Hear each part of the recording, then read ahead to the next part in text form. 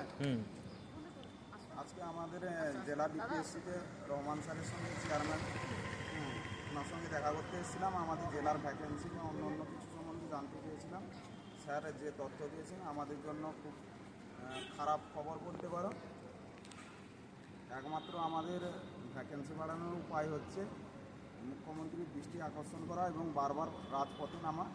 মুখ্যমন্ত্রীর হস্তক্ষেপ ছাড়া আমাদের কোনোভাবে ভ্যাকেন্সি বাড়ানো সম্ভব না। তাই যারা আন্দোলনে আসছো না তাদের উদ্দেশ্যে বলতে চাই, তোমরা রাজপথে নামো এবং পরবর্তী আন্দোলনগুলোতে আসো। নতুন করে বলার মতো আর কিছুই নেই।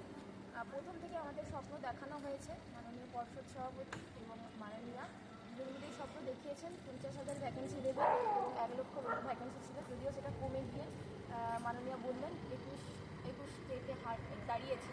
তো সেখান থেকে আমাদের মনে যে আশাটা দেওয়া হয়েছে তদ্রূপ আমরা জেলা থেকে আমাদের জেলাতে অতটাও ভ্যাকেন্সি আমরা পেলাম না।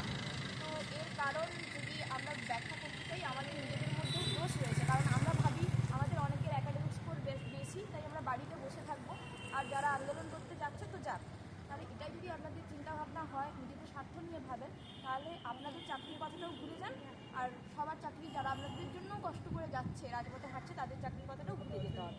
তাই অবশ্যই আপনারা আন্দোলনমুখী হন, কলকাতা রাজপথমুখী হন এবং আপনাদের যে চিন্তাভাবনা স্বপ্ন পূরণ করার জন্য অবশ্যই কলকাতা যেতে হবে। তাই দয়া করে অন্তত অনুরোধ করছি সহযোদ্ধাদের 23 জেলার আপনারা অবশ্যই কলকাতাতে আন্দোলনমুখী হন। এরপরে যে আন্দোলনের ডাক দেওয়া হবে সবাই আসুন। নয় এইটুকু ভ্যাকেন্সি নিয়ে যেটুকু ভ্যাকেন্সির কথা বলা হচ্ছে, আমাদের জেলাতে বলা হচ্ছে খুব খারাপ একটা অবস্থা।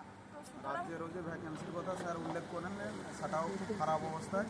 এবং স্যার ওখানটায় আর একটা কথা বলছে যে গৌতম বাবু হচ্ছে বড় গৌতম, আমি ছোট গৌতম, আমাদের দুজনের কোনো ক্ষমতা নেই, যা আছে ম্যাডামের কাছে আছে।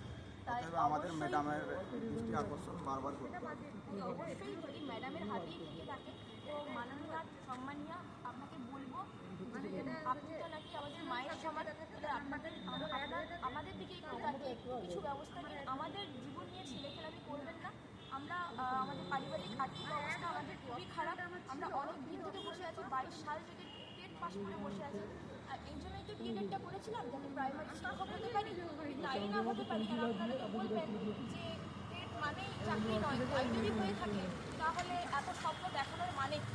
তাই অবশ্যই আমাদের 22-23 জেলার সমস্ত সহযোদ্ধাকে বলবো এই সমস্ত প্রশ্নের উত্তরের জন্য এবং শূন্যপদ বেশি আনার জন্য কলকাতা এবং আন্দোলনের জন্য অবশ্যই যেতে হবে। ধন্যবাদ। বলছেন দেবশ্রীদি, বলুন। হ্যাঁ বলো, তুমি বলো। বলো বলো বলো বলো বলো।